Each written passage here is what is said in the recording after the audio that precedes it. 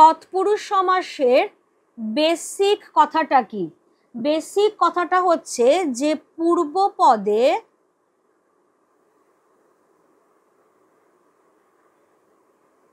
বিভিন্ন কারকের বিভক্তি চিহ্ন,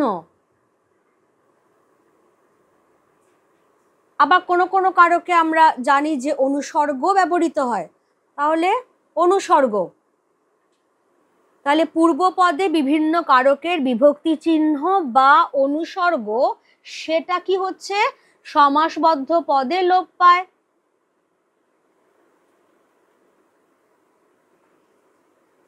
সমাসবদ্ধ পদে লোপ পায়।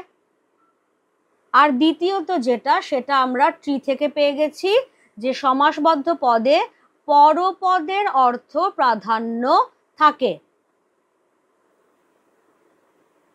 কেমন?